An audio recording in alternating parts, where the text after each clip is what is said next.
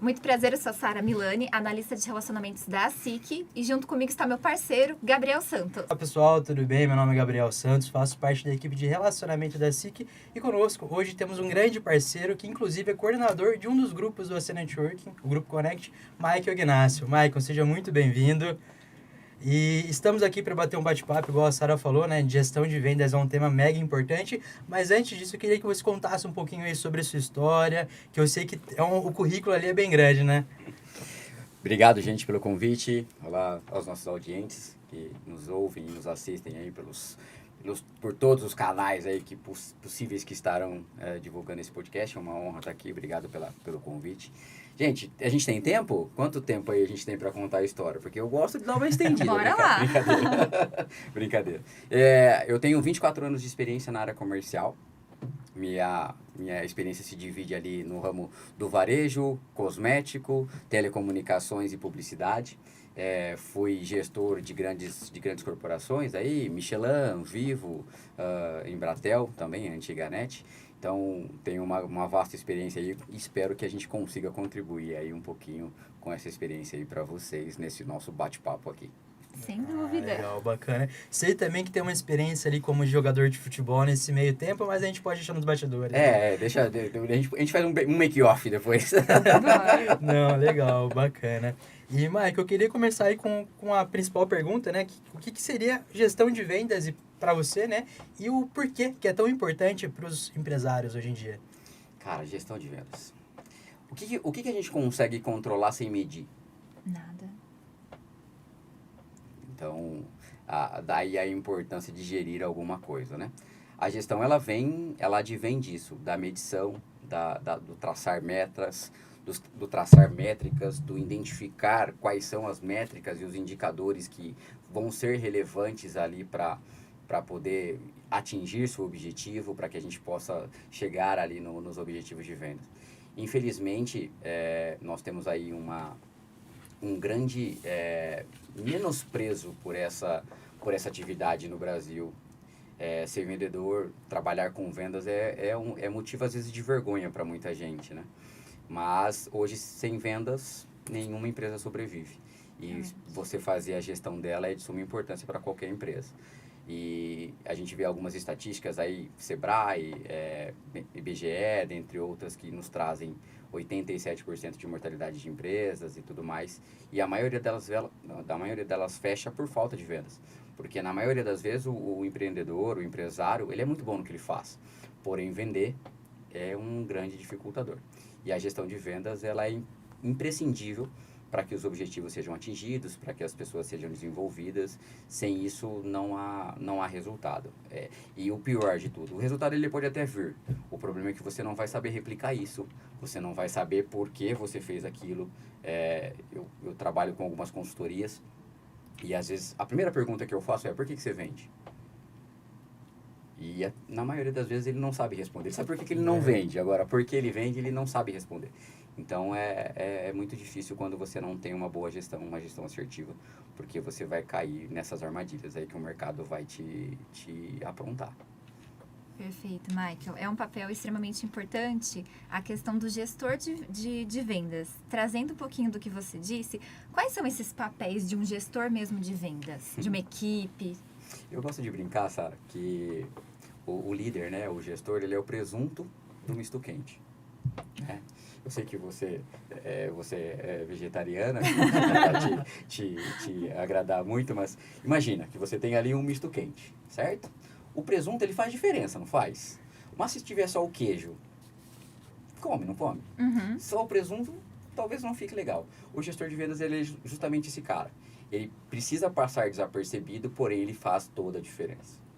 Então, a função do gestor de vendas é traçar as metas, treinar a equipe, dividir e comunicar os objetivos estratégicos da empresa.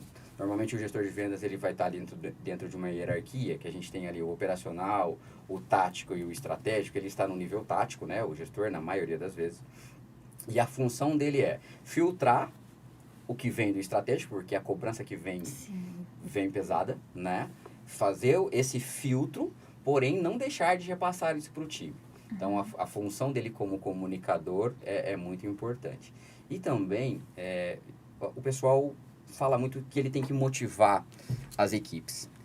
Eu penso um pouquinho diferente.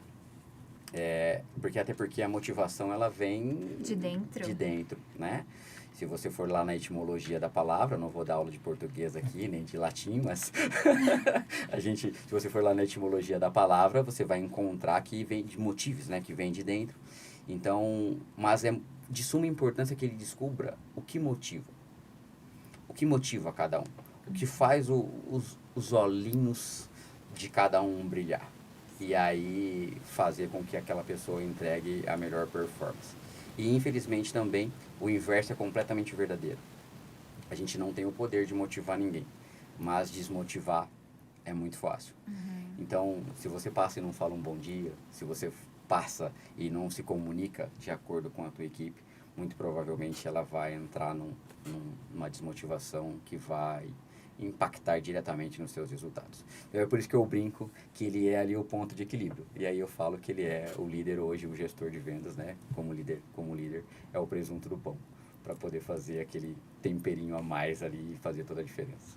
Concordo plenamente, Mike. Não tem nem como, né, discordar disso. Tem que ter a confiança das pessoas, né? Sim, É sim. super importante. E quando a gente fala de gestão, a gente está falando de gente.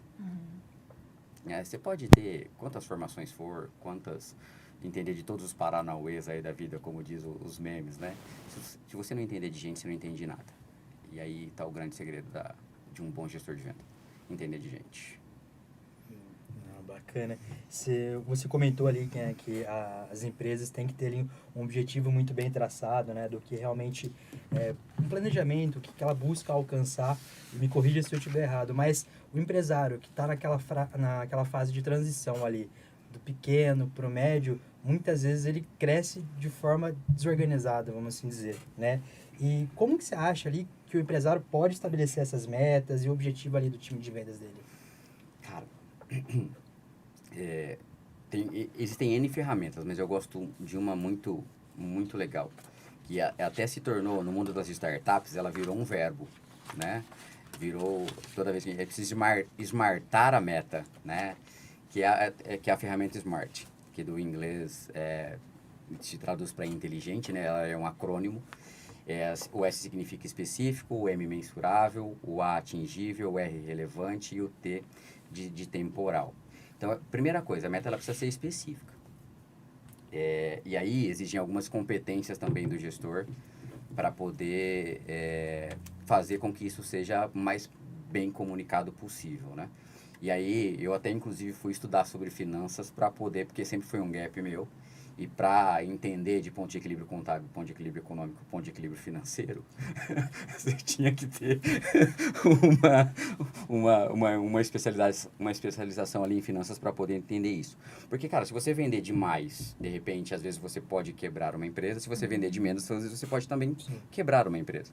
Então, a meta ela precisa ter esse equilíbrio aí, ser específica para poder conseguir, para que haja o cumprimento dela. O mensurável é o como você vai medir, e aí entra ali naquela questão de informação, de métrica, de metodologia, né, para que você possa saber exatamente o que está acontecendo.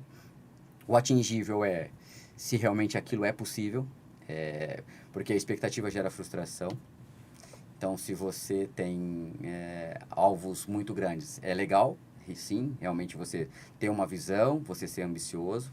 Ambição é diferente de ganância, são duas coisas completamente diferentes. Porém, ela tem que ser atingível. E aí, porque isso vai te trazendo também algumas frustrações ali ao longo do caminho, quando você não as atinge. Ela precisa ser relevante. Na programação neurolinguística, a gente tem uma das ferramentas que a gente chama de ecologia, né? Então, aquilo tem que mudar ponteiro. Então, você tem que ter uma relevância ali para você poder sair da cama, cara. Tem que ter... Não é simplesmente o fazer o dinheiro, não é simplesmente o atingir o objetivo. Tem que ter um porquê. E aí, um porquê substantivado, né? Que é o porquezinho junto ali com circunflexo no final. Para que você possa ter ali um motivo para poder sair, para poder realizar aquilo. E o tempo, né, bicho? Eu quero vender 300 milhões, mas quando? quando vai ser que você vai chegar aos 300 milhões. Porque meta sem tempo é sonho. E aí não funciona. Tem que estar bem alinhado junto com a parte estratégica da empresa, né? Exato. Aonde ela quer chegar dentro do Exato. tempo, para os times estarem alinhados, financeiro, comercial. Exato. E assim, eu vejo muitas empresas, muitas mesmo. Assim. Não, o time não precisa saber de onde veio a meta, por que que isso acontece. Mas quem que vai fazer? Quem Faz que vai total executar? diferença. Quem que vai entregar isso para você? E você acha que ele não precisa saber o porquê por que aquilo precisa acontecer? Então, é importante que você também envolva as pessoas nesse momento de decisão. É lógico que também não podemos ser... A empresa ela é uma instituição, né? Você também não pode trabalhar a democracia em demasia. Mas é importante que eles trabalhem, eles possam participar daquele momento ali de decisão, para que as metas sejam condizentes e eles saibam que aquilo também fez parte, que eles se pertencem àquele momento, né? Porque senão fica muito frouxo, não dá sentido. E aí a probabilidade de não acontecer é enorme, é muito grande. Vai acontecer, mas vai ser dolorido. É um senso de pertencimento atrelado ao propósito, né? Exato, e aos valores também da exato, empresa. Tem que exato. fechar todas as pontas. Tem que fechar. E isso é o que a gente chama de cultura, né? Isso. Incutir cultura. Todo mundo, quantas e quantas vezes a gente chega em algumas consultorias, em alguns projetos, isso aí é só para pôr na parede. Eu falei assim, então não faz, querido. Boa. É só você não fazer. Não tem problema, você vai ver quanto tempo a sua empresa vai durar. É simples, é resultado. E isso faz toda a diferença. Acaba que não é só algo para você colocar na parede, um simples fato de você, eu tenho missão, visão e valores, a minha empresa tem um propósito. Precisa viver aquilo. Se não tiver cultura, as coisas não vão acontecer. É muito fato isso. Muito fato. Perfeito. E eu acho que deixar todo mundo na mesma página é capaz de até engajar um pouco mais o colaborador, né? Sim, sim. Gabi, assim, é a questão da relevância. É a questão de você ter um motivo. Como que você consegue motivar alguém? Alguns vão se motivar pelo retorno financeiro, alguns vão se motivar pelo reconhecimento, outros vão se realizar por ter feito parte de algo maior. Então, se você não comunica isso, por que eu tô?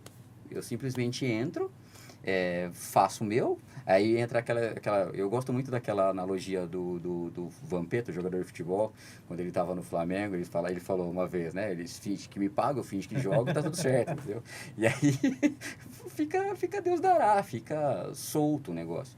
Então, esse engajamento, ele só tem... O americano chama isso de grit, né?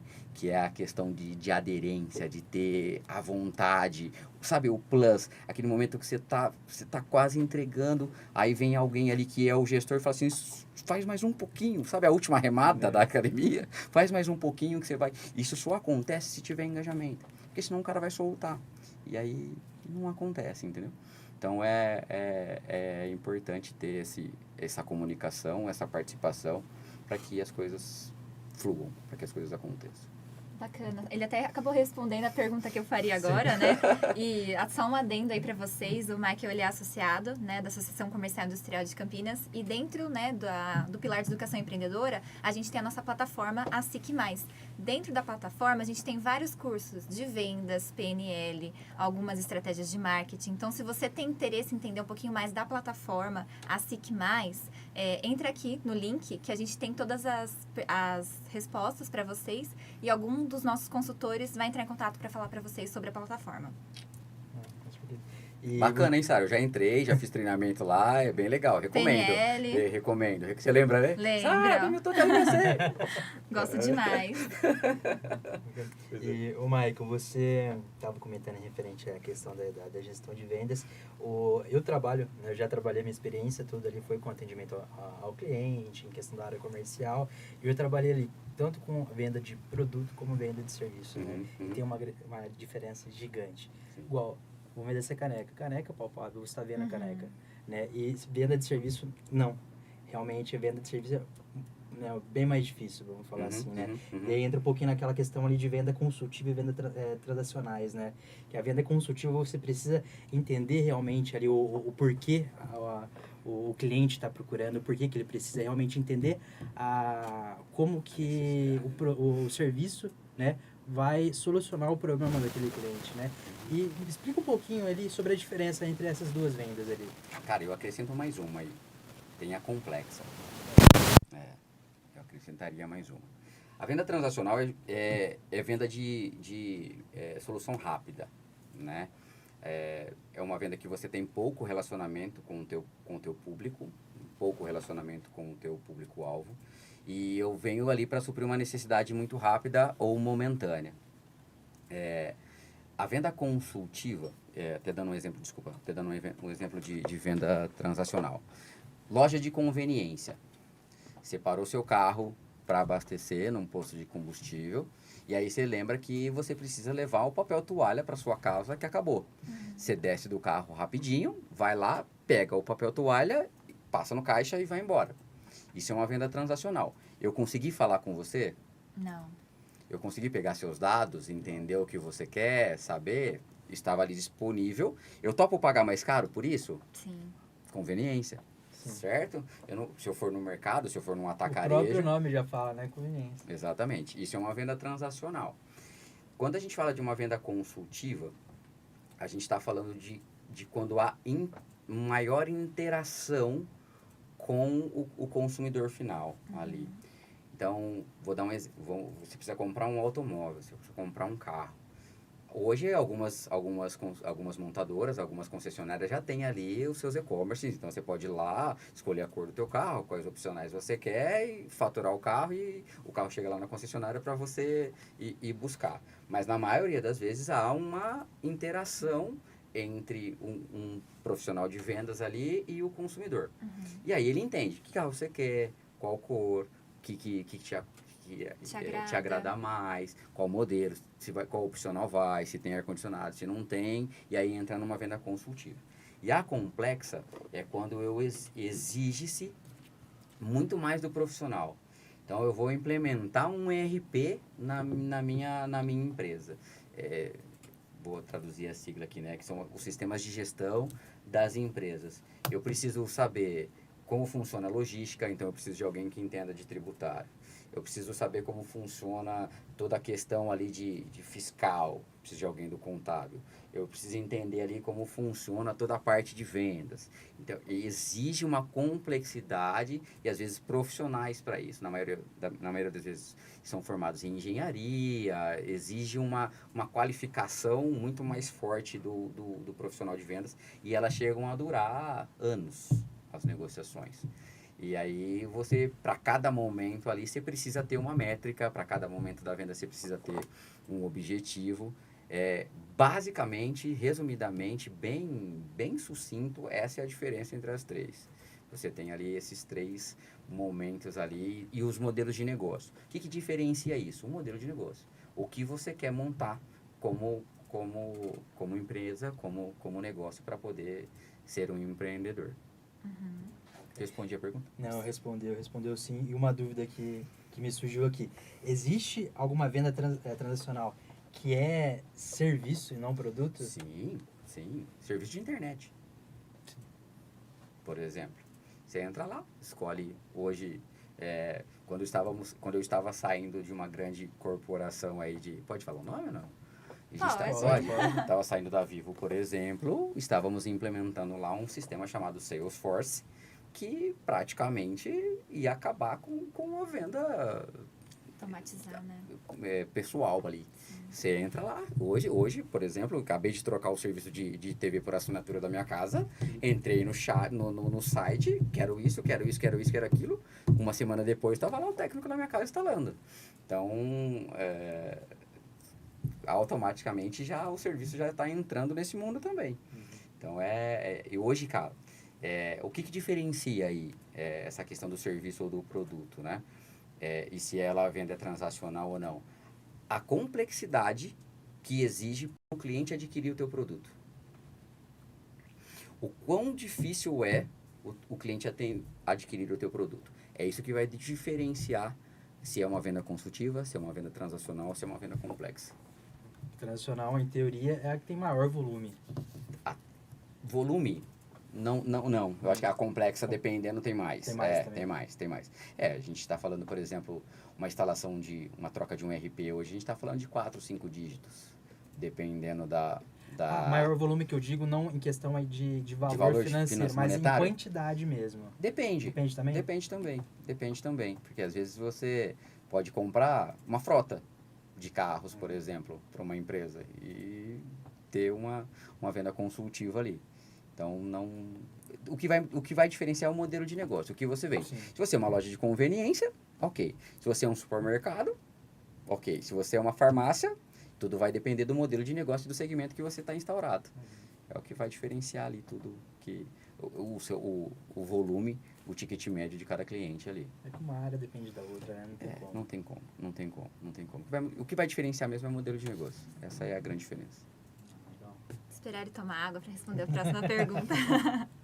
Mike, quando a gente fala, né, de gestão de vendas, não tem como não pensar no funil de vendas, né? Eu queria que você explicasse um pouquinho a importância do funil e a questão ali das etapas, né? A gente vê alguns vendedores que seguem as etapas, acabam tendo mais sucesso, e às vezes tem algum fora da curva ali que não segue as etapas. Então eu queria escutar um pouquinho da sua opinião sobre o funil de vendas.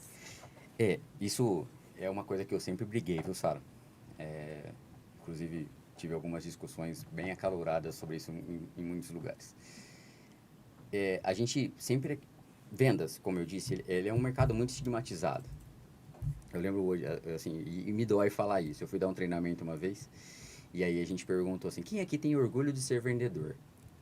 E só tinha vendedor na sala. Era para todo mundo ter levantado a mão, Era para todo né? mundo ter levantado a mão, né? Aí todo mundo ficou ali quietinho, tudo mais, tal. E aí eu perguntei, vamos ligar para sua mãe agora? Pega o telefone e liga para sua mãe. E aí você pergunta assim para ela, mãe, você tem orgulho do que eu me tornei? Aí todo mundo ligou para a mãe, e aí a dinâmica era justamente essa, ligar para a mãe, ligou, voltou no Viva Voz e tudo mais. E aí a mãe, lógico, filho ou filha, né? Tenho muito orgulho do que você se tornou. Aí eu perguntei assim, agora faz outra pergunta para ela. E se eu tivesse me tornado médico? Se você tivesse se tornado médico, ia ser muito melhor. E aí, o que acontece? As pessoas não se dedicam. E aí a gente tem aquele estigma que vendedor é o cara que fala bem, que joga um embromation ali, engambela todo mundo, que persuade, que influencia, que às vezes até manipula, né? Dependendo do nível do profissional. E infelizmente a gente encontra de tudo por aí. E aí ele acaba não seguindo algumas métricas, né? E venda é ciência. Venda é ciência. Então, se você tem métricas e etapas a serem seguidas, venda tem processo, tem metodologia. Isso facilita você, inclusive, a corrigir. Opa, eu bati no microfone aqui. Corrigir os possíveis erros que você venha a ter no futuro. Então, quando você faz ali, fraciona num funil vamos imaginar um funil imaginário aqui de prospecção, abordagem, levantamento de necessidades, negociação, apresentação de proposta, negociação, fechamento, objeção, você sabe como está acontecendo aquela situação.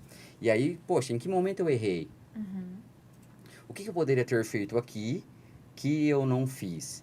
E aí entra o trabalho do gestor para entender se esse funil é adequado para aquele tipo de modelo de negócio, porque é a mesma coisa. Vamos usar o exemplo do papel toalha de novo.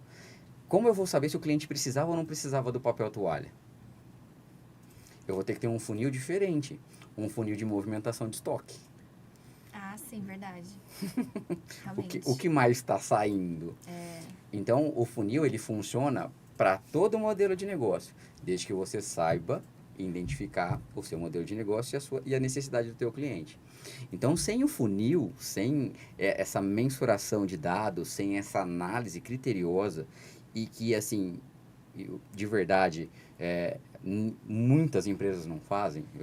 Acho que vou ser leviano aqui no número, mas 99% das empresas não fazem.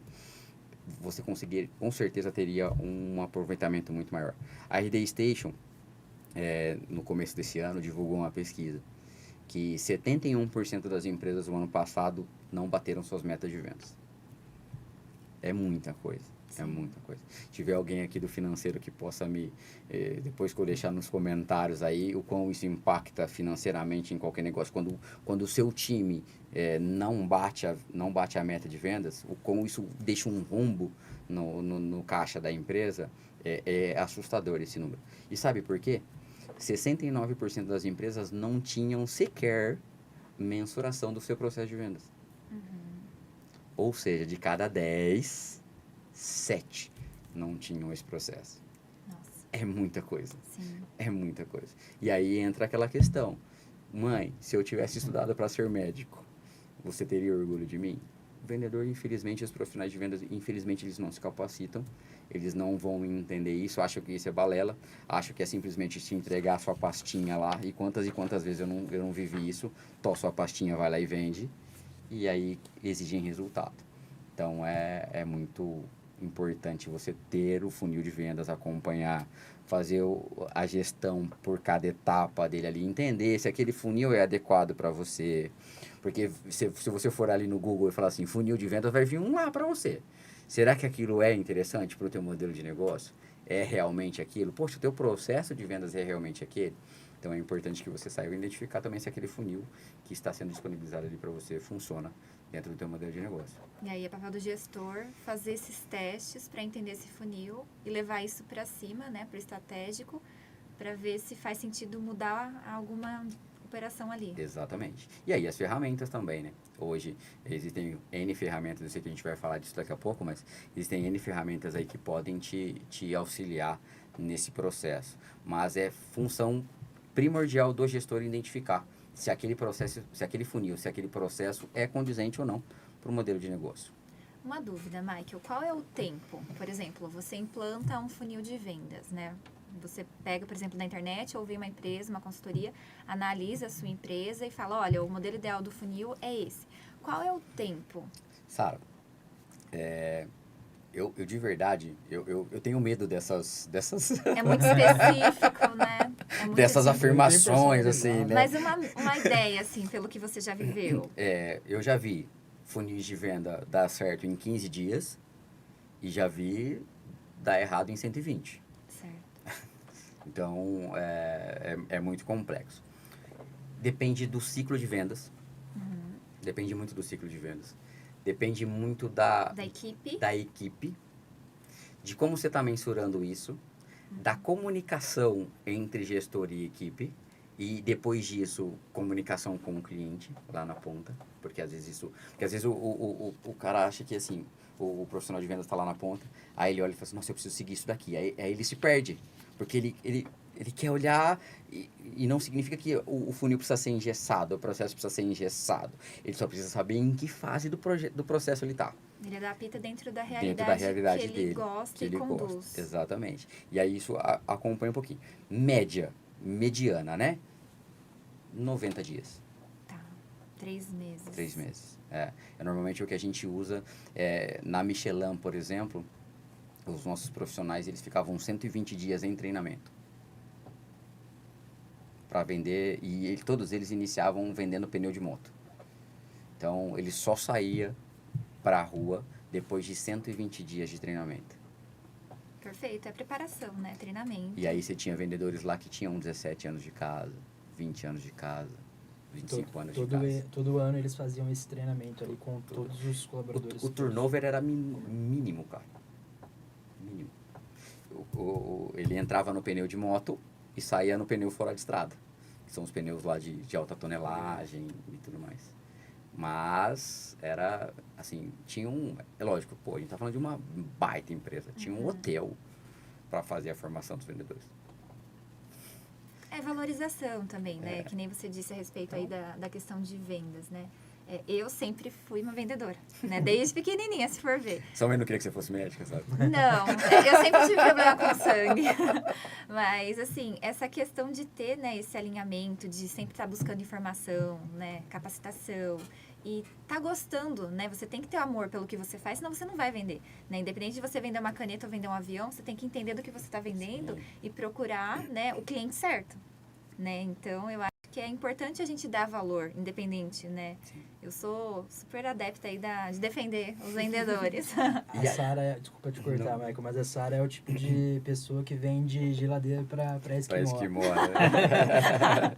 Se ele tiver precisando, vamos lá. Ué, mas faz sentido, né? Porque se no gelo ele precisa de uma geladeira, porque o esquimó congela, né? Nos polos vai congelar, a geladeira mantém ele refrigerada, então é diferente. Vamos lá. E aí, pegando um gancho nisso que você falou, se você me permite, sabe? Eu gosto muito disso, né? Vendedor é o cara que vende tudo? Não. Eu já vi vendedores, por exemplo, que, inclusive aqui no lugar que a gente está, ter muito sucesso aqui dentro, numa antiga empresa, e na outra empresa ser um cara que era último do quadro de vendas. E aí, pessoas que conheciam falavam assim, poxa, como assim? Lá na outra empresa não vendia nada, agora aqui é ponta? Como que muda? Mentalidade. Comprar o produto. Se ele não acredita no que ele vende, Exato. Ele não vende. ponto. Porque vendas é um tripézinho. Lembra que eu falei pra você, por que você vende? Você vende porque a pessoa que está comprando de você confia em você, depois ela confia na tua marca, e depois ela confia no teu produto, na tua solução. Com certeza. Esse é o tripé. Então, se ele não acreditou se você não acreditou no primeiro pé do tripé, tá manco. Não vai dar certo. Não vai sustentar. Então, se você precisa acreditar no produto que você vende, aí sim, ele vai conseguir desempenhar tanto vendendo uma caneta ou vendendo um avião. Perfeito. Essa é a premissa. E você comentou dessa parte de treinamento, que o pessoal lá na outra empresa ficava 120 dias em treinamento, né? Para uma empresa atingir os resultados que ela almeja ali, realmente precisa de uma equipe capacitada. Sim. Né? E dentro das ferramentas ali, em questão de abordagem, em questão da qualidade no atendimento, quais dicas que você tá para aquele empresário ali que quer mesmo qualificar a sua equipe?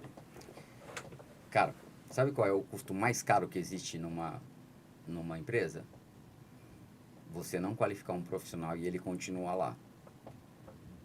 É o maior custo que você vai ter.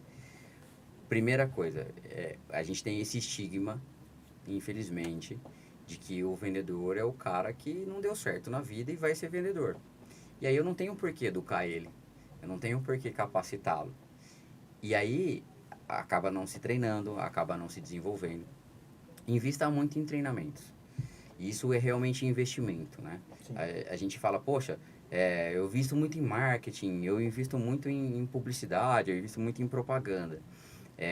Invista também, então, na tua equipe de vendas. Faça ali com que ele tenha algum desenvolvimento e, principalmente, cobre dele a aplicação desse conhecimento. Porque acontece muito. E a gente vê realmente treinamentos que a pessoa vem, implementa o treinamento, aí na outra semana o que aconteceu? A pessoa não está mais executando. Porque isso é natural do ser humano.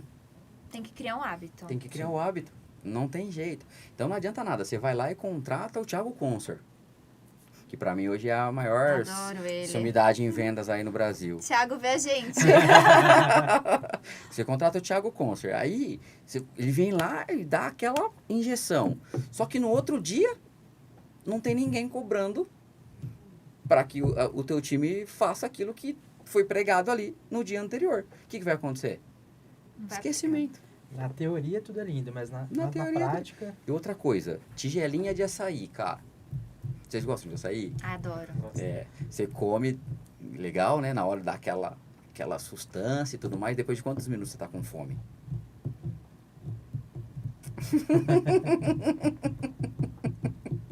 É isso. Então você vem, dá a tigelinha de açaí, beleza. Nos primeiros dias, o cara tá lá com aquela energia, tudo mais e tal.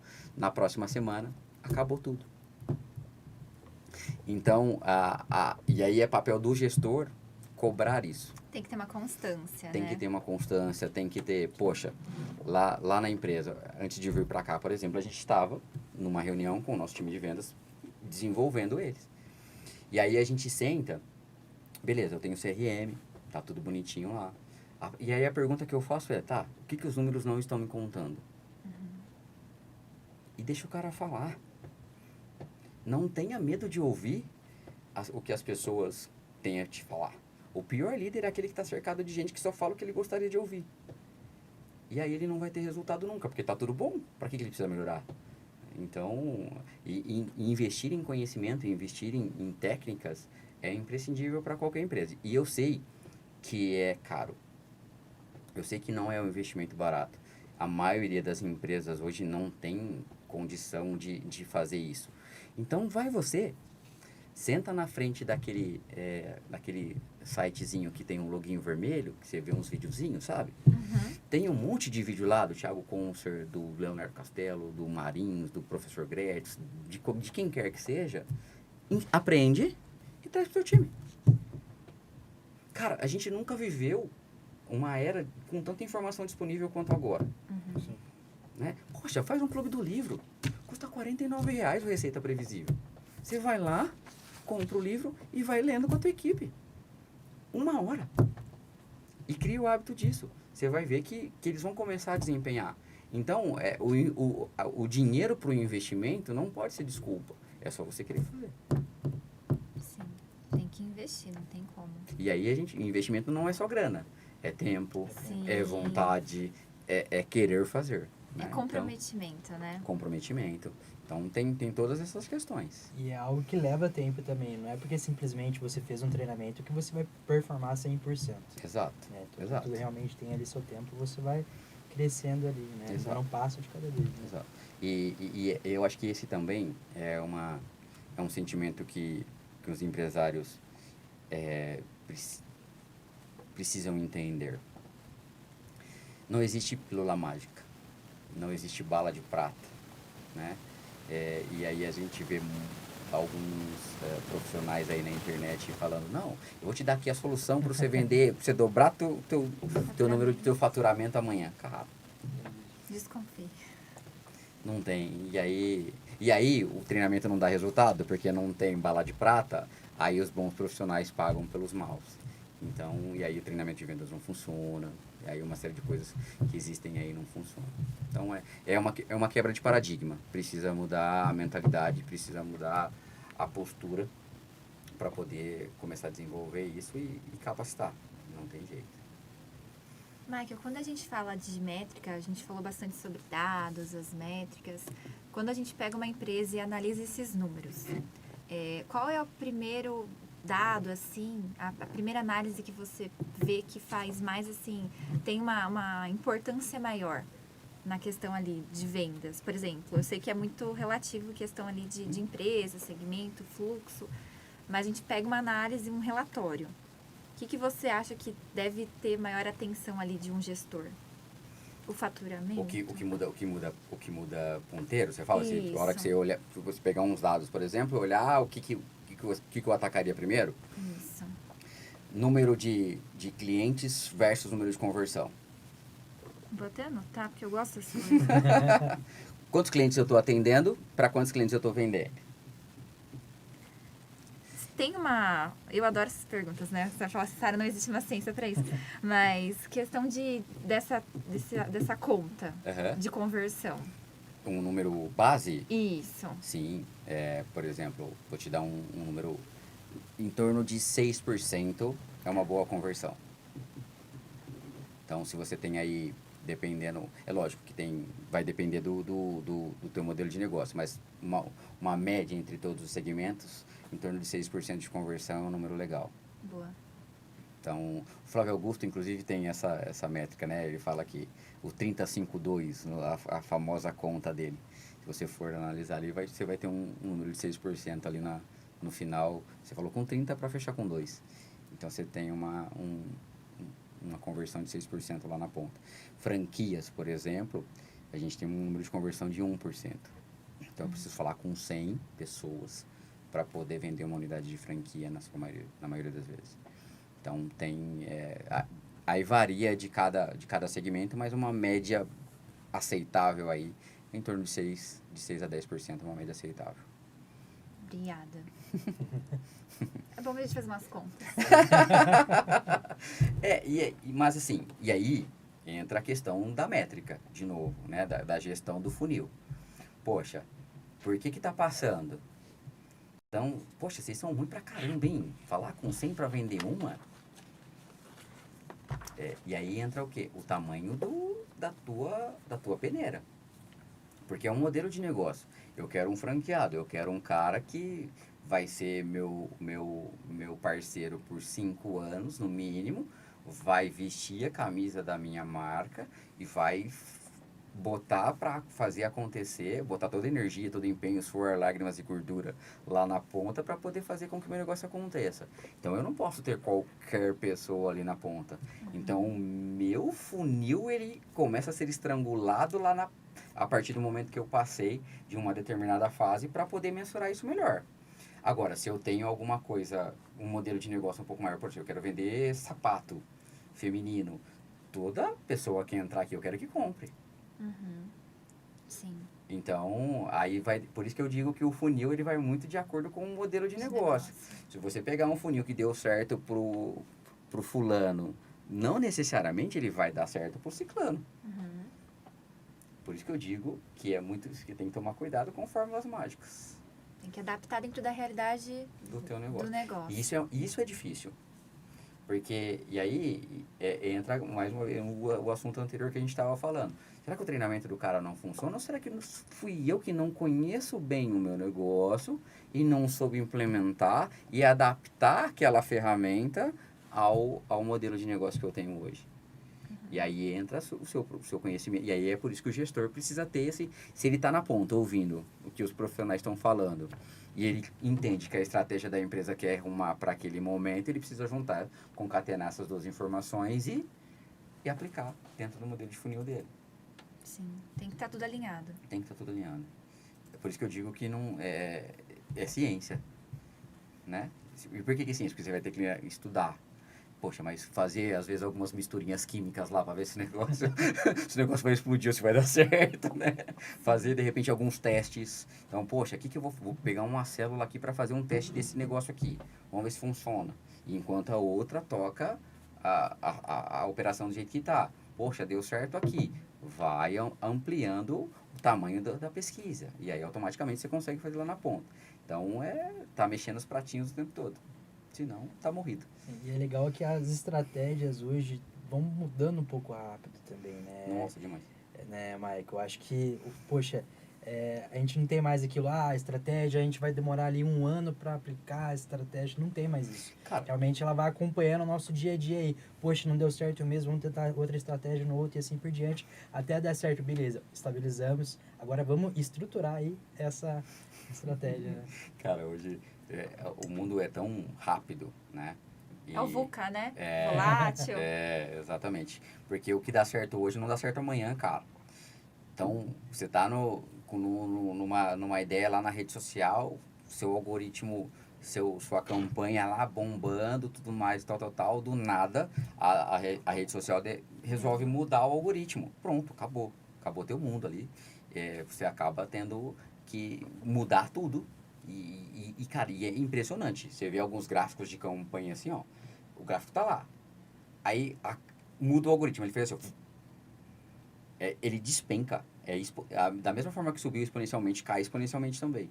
Então, tem essas análises que você tem que estar sempre habituado a fazer. E não depender de uma única fonte, né? Se você colocar todos os ovos numa mesma cesta, você vai ter problema. Michael, quando a gente fala de venda, né, o pessoal pensa muito naquele imediatismo, né? Por exemplo, comprou caneca, entregou, prestou o serviço, pronto, finalizou. A não ser a questão da parte mais consultiva. Uhum. E quando a gente fala de pós-venda, como que você enxerga o pós-venda? O que é mais caro? Você comprar, conquistar um cliente ou manter um cliente? Conquistar um novo cliente. Muito mais caro, né? Eu tive empresas que eu trabalhei que se demorava 6 meses para o cliente break-even, a gente chama, né? Que é para o cliente começar a se pagar dentro da plataforma. Ou seja, se esse cliente sair antes da base, antes de 6 meses, ele te deu prejuízo. Nossa, mas vender dá prejuízo? Dá. Se não vender direito, Verdade. dá. E o pós-venda, Sara, eu tive um sócio que ele falava assim, que o pós-venda era um pós-pré-venda. que você estava É um trabalho constante, né? que você estava se preparando para vender de novo, né? E o pós-venda hoje é difícil fazer, é custoso fazer, mas precisa ser feito. Porque, por exemplo, por uma venda transacional, vou pegar o exemplo de novo da loja de conveniência do cara que parou o carro no posto de combustível e foi comprar um papel toalha. Como que eu faço pós-vendas com esse cara? Bom, eu faria uma abordagem, por exemplo, esteve aqui na nossa loja. Mas como? Se você não tem esses dados. Verdade. Complicado. Nesse caso é complicado. Teria que ter alguma questão Acho ali que a de gente pegar teria que informação. pegar alguma informação dele, não na conveniência, mas sim ali na bomba de combustível. No posto. Tem que trabalhar em conjunto ali o posto de gasolina e a conveniência. Entende que é Não custoso sei. e trabalhoso? Sim. Você vai ter que bolar uma baita de uma estratégia. Você vai ter que convencer o cara que foi apenas comprar um papel toalha na tua loja de conveniência, te deixar os dados dele, para que porque ele sabe que você vai entrar em contato com ele depois. Então, o pós-venda, ele depende, também ele varia de modelo de negócio para cada modelo de negócio. Então, aí você vem para os gurus de internet de hoje em dia aí, né? Você tem que fazer NPS. Como que eu faço NPS com esse cara? Traduzindo a sigla NPS, Net Promoter Score, né? Seu promotor ali, a rede de promoção do seu... Como que você faz? Você não tem o dado dele, você não tem o e-mail, você não tem o WhatsApp dele para poder fazer ali essa pesquisa. Então, para a venda transacional, o pós-venda ele precisa ser de um jeito. Para a venda consultiva, outro. E na venda complexa, o pós-venda acontece todo dia. Sim, tem que adaptar dentro do modelo de negócio, Dentro né? do modelo de negócio. Então, para alguns modelos de negócio, o pós-venda vai ser um atendimento espetacular. Então, ele entrou ali para comprar um papel toalha, mas ele vai ter a experiência. Ele vai entrar, a loja vai estar cheirosa, vai estar com o ar-condicionado ligado, vai ter tudo que ele precisa, vai estar tudo limpinho, tudo organizado. Ele vai ter o que ele busca, que é a conveniência para comprar o que ele quer. Isso é pós-venda. Eu estou pensando em que ele compre de novo. E volte, né? Quando ele precisar de qualquer produto. Coisa. Certo. Para a venda consultiva, eu tenho como, porque o meu relacionamento com o cliente é um pouco maior. Então, eu tenho ali meios de me comunicar com ele. Perfeito. Né? E na venda complexa precisa acontecer todo dia, porque a partir do momento que... E o que é legal da venda complexa é que são times, né? Então, eles chamam de squad na maioria das vezes, né? Vem o squad de vendas, que faz a qualificação do cliente, né? Que é o que a gente chama de SDR hoje. Depois vem o closer, que é o cara que vai fechar. Vem o pessoal de implantação e depois o pessoal de farm, que cuida que são os gerentes de contas, né? Então, é um espaço muito maior ali para poder trabalhar, e aí o pós-venda é feito todos os dias. Então, é importantíssimo fazer, porém, você precisa encontrar o melhor jeito de fazer isso. Tem alguma dica que a gente consiga passar para quem está nos assistindo? Conhecer extremamente o teu público-alvo, a tua persona. Você tem que saber ali, como diria o Globo Repórter, né? Onde ele vive, onde ele come, onde ele dorme, onde existe, né? Essa pessoa. Então, conhecer a tua persona é de extrema importância para que você possa fazer um pós-venda. E uma grande máxima que o mercado comete demais e tá errado, você tem aquela... Como que a gente deve atender um cliente? Como ele ou como a gente gostaria de ser atendido? Eu prefiro como eu gostaria de ser atendido, mas dentro do estilo dele. Aí é que está. A gente precisa entender como o cliente gostaria de ser atendido. Às vezes eu sou um pouco mais extrovertida e meu cliente ele é mais tímido, quieto, então eu tenho que me adequar dentro do que eu sinto que ele gostaria, né? Mais ou menos isso. E aí a gente entra com a questão da omnicanalidade. Por isso que eu digo que é custoso e é trabalhoso fazer. Não é barato, não é fácil e precisa ser muito bem estudado. Porque se o cliente gosta, de repente, de ar-condicionado no 23 e eu estou no 19, a hora que ele entrar ele vai sentir frio. Ele não vai querer voltar. Porque nós somos seres sobreviventes. Então, tudo que ameaça a minha sobrevivência me faz não querer voltar. Verdade.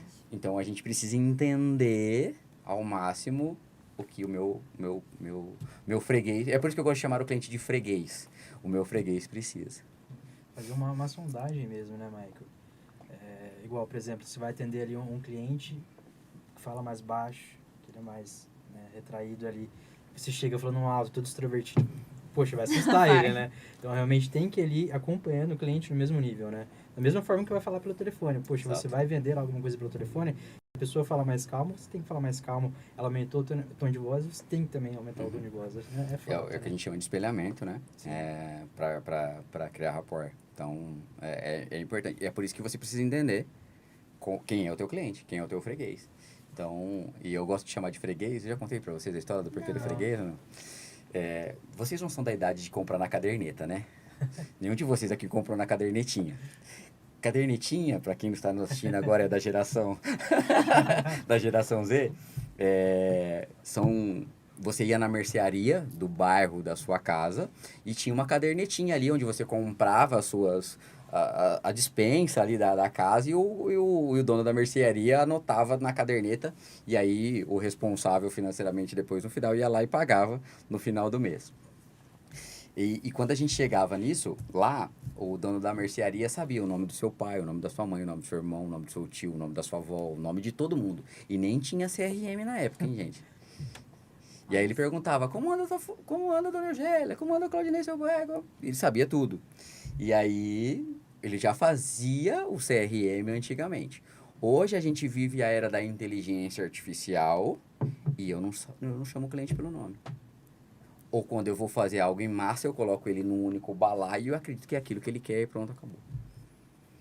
E é por isso que eu gosto de chamar o cliente de freguês, porque a gente trabalha essa individualidade ali. É difícil fazer, não é fácil, porém, funciona. E voltando só um pouquinho em questão aí no pós-venda, né, Michael? Acredito ali com pós-venda bem feito, você consegue aí fidelizar esse cliente. Com né? certeza, com Eu certeza. acho que é o objetivo principal aí Com certeza, das empresas. com né? certeza. Cara, vou te dar um exemplo aqui. Eu era cliente de uma empresa de TV por assinatura há 13 anos. 13 anos. E aí eu liguei lá porque tava um preço muito alto e tinha os concorrentes assediando ali, ó. Pergunta o que eles fizeram por mim. Nada. Ofereceram baixar um pouquinho ali. Não, nem nem baixar. baixar. O que aconteceu? Você trocou. Troquei. 13 anos, cara. 13 anos. E por quê? Você vai falar na central de telefone, é um robô falando com você. Aí, a hora que vão te passar para um atendente, é outro robô que se finge ser uma pessoa. E aí, a hora que você entra, é uma pessoa que... E aí, não é culpa da pessoa. É culpa da estratégia da empresa mesmo, que contrata aquilo para ser barato e atender teu cliente. E acaba acabando com a base de clientes, que o pessoal fica insatisfeito. Exato. Foi o que aconteceu. Foi o que aconteceu. Trocou. 13 anos. Só que eu não vou... Depois em off eu te conto o que eu fiz. Brincadeira. E muitas vezes a empresa contrata aí essa ferramenta bastante tecnológica, né, para realmente auxiliar aí o atendimento do cliente, porém não tem atendimento humanizado nenhum, né? Na verdade... É para facilitar, mas ao invés que vai como prejudicar um pouco, né? É que como é custoso, Gabi, eu quero economizar com isso. Entende? Uhum. E aí eu gasto trilhões, que é uma empresa mundial, né? Deve gastar trilhões em publicidade e propaganda para adquirir novos clientes e economiza nessa ponta aqui, que não vale a pena. Aí é estratégia. Tá tudo bem, eles são milionários. Eu tô aqui só dando a minha opinião, né? Com certeza. E você comentou ali da história do freguês, né? Que o caderninho da mercearia era o primeiro CRM, né? Primeiro CRM. O CRM hoje é indispensável, né? Realmente todo um bom vendedor tem que ter o CRM. Quais outras ferramentas ali você indicaria? Cara, algo que te ajude a organizar. Né? CRM, pra gente traduzir a sopa de letrinhas, né? Customer Relationship Management, né? Gastar o inglês aqui, que já que a gente sabe, vamos gastar ele, né? E é uma ferramenta poderosa, porém mal utilizada. E principalmente por ser um sistema, ele precisa ser alimentado. Só que de verdade, Sara, você gosta de alimentar CRM? De verdade? De verdade. Sem mentira, De sabe? verdade, não. É isso. Então, a cultura. E aí, mais uma vez, volta a questão do desenvolvimento do gestor em explicar o porquê daquilo. Da importância. A importância de você ter aquilo. Então, o CRM hoje, de verdade, é ferramenta imprescindível. Ah, poxa, não tenho... Mais uma vez a gente volta. Ah, não tenho dinheiro para contratar uma CRM porque, de verdade, não é uma ferramenta barata, né? Mas tem um monte open source aí, aberta nas ferramentas. E você pode fazer planilha de Excel, você pode fazer caderno, desde que aquilo seja organizado e você consiga cumprir aqueles lembretes. Mas o CRM hoje, se você não tiver, como dizia meu filho, você tá morrido. Tá morrido. Facilita Importantíssimo. bastante, né? Demais. Ontem, por exemplo, a gente tinha uma reunião e aí eu peguei e liguei para uma colaboradora nossa lá, falei, Emily, pelo amor de Deus, quem que é essa reunião aqui, né? Que eu tava na correria. Aí ela falou, Michael, tá tudo no CRM. Aí olha a diferença, né? Boa. Ela me puxando a minha orelha, porque aí eu entrei lá, tava tudo lá. Tudo bonitinho. Eu entrei para a reunião 2 minutos antes dela acontecer, porque estava no trânsito. E aí, mas estava preparado para ela porque tinha um histórico ali. Que se não tivesse acontecido, eu ia entrar completamente despreparado na reunião. Então, é importantíssimo ter a ferramenta. É dados, né? Quando a gente vai para uma reunião com o cliente, a gente tem que Informação. entender se a gente já passou alguma informação para ele, né? Se teve alguma negociação anterior. Eu sou super a favor de CRM, né? Apesar de todo o trabalho que dá para alimentar, a gente sabe que a nossa mente não armazena todas as informações, né? A gente tem o lapso de achar que a gente lembra de tudo, Sim. né? Mas se a gente não anota, se a gente não registra, não adianta. Não tem jeito. A gente é falho, né? A gente esquece. Michael, e para finalizar o nosso bate-papo, que o tempo tá curto, Pô, já acabou? você tem ali um pitch de 30 segundos. 30 segundos, vou fazer um desafio aí com você. Uhum. Qual a última dica ali que você dá para um gestor de vendas que está buscando sucesso para o seu time ou para sua empresa? Nunca pare de aprender. Independente se for pelo YouTube, se for pelo livro de papel, se for pelo Kindle, pelo jornal, pelo que quer que seja, nunca pare de aprender. E, principalmente, colocar em prática o conhecimento. Porque, sem isso, o resultado não vai vir. Sensacional. Legal. Como sempre, é um pitch muito bom. Você ganhou aí o melhor pitch. Falando nisso, pessoal, inclusive para quem está nos assistindo, semana que vem vamos ter as reuniões do AC Network. Então, você, empresário aí que busca relacionamento, visibilidade para sua empresa, vem conhecer o AC Network, um programa ali da SIC que tem mais de 120 empresários participantes, já fechamos mais de 37 milhões de negócios fechados, então é um número super bacana, é um programa aí que está sempre em constante evolução, que não poderia deixar de faltar essa frase aqui. Michael, muito obrigado pela participação, foi um prazer aí conversar aí com você. Obrigado, Sara, aí pela companhia e pela parceria de sempre, principalmente aí o Podcamp, o IMA e a Prefeitura de Campinas. Muito obrigada, Mike. É um prazer estar aqui com você. Obrigada a todos que estão nos assistindo ou nos ouvindo. E até a próxima, pessoal. Tchau, tchau.